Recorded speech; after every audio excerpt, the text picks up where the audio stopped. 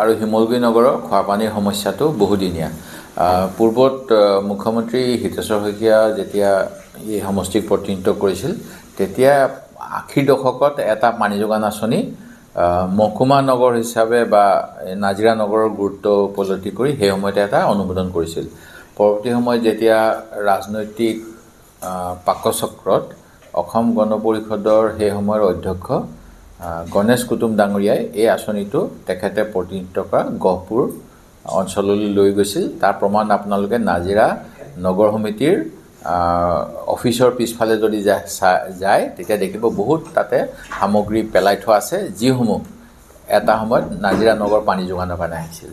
এই অভাৱৰ প্ৰতি লক্ষ্য ৰাখি আমি 2010 চনতে কেন্দ্ৰীয় চৰকাৰৰ পৰা নাজিৰা আৰু শিমলুগুৰিৰ বাবে 13 কোটি 14 কোটি টকীয়া দুটা পানী যোগান আঁচনিৰ ব্যৱস্থা কৰিছিলোঁ, যিটো প্ৰায়ৰিটি লিষ্টত আছিলে অসম চৰকাৰৰ।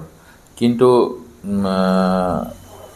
বিভিন্ন কাৰণবশত সেই আঁচনি সেই সময়ত সম্পূৰ্ণ নহ'ল।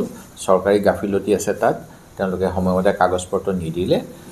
এতিয়া পুনৰ মই অসম যি আৰু মানে নগৰীয়া পানী যোগান আৰু পয় প্ৰণালী বিভাগ, এই বিভাগৰ লগত যোগাযোগ কৰি মন্ত্ৰী মহোদয়ৰ পৰাও অনুমোদন লৈ নাজিৰা নগৰৰ বাবে নতুন এটা পানী যোগান আঁচনিৰ বাবে প্ৰচেষ্টা আৰম্ভ কৰিলোঁ।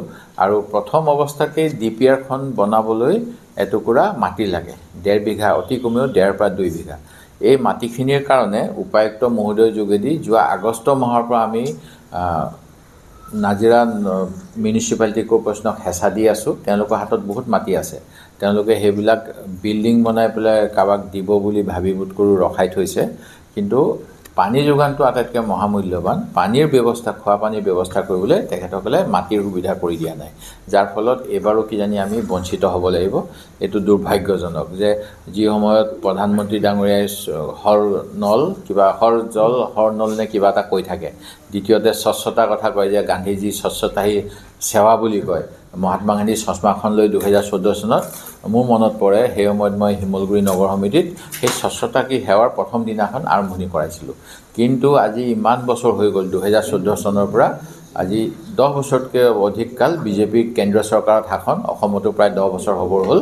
নাজিৰা আৰু শিমলুগুৰি নগৰৰ বাবে মানে জাবৰবিলাক পেলনীয়া পৰা মূল্যৱান ৱেষ্ট টু মানে ভেলু বা এইখিনি সামগ্ৰী যাতে পৰিষ্কাৰ পৰিচ্ছন্নভাৱে ডিছপ'জ কৰিব পাৰি, ইয়াক যাতে ভাল ধৰণেৰে ব্যৱহাৰ কৰিব পৰা সামগ্ৰী বনাব পাৰি, বা যিটো জাবৰৰ দম নগৰ সোমাওঁতেই নাজিৰাত পোৱা যায়, এইখিনিৰ কোনো সুব্যৱস্থা পুঁজি প্ৰতি বছৰে বছৰে ধৰি থোৱাৰ পিছতো নকৰিলে এইটো দুৰ্ভাগ্যজনক।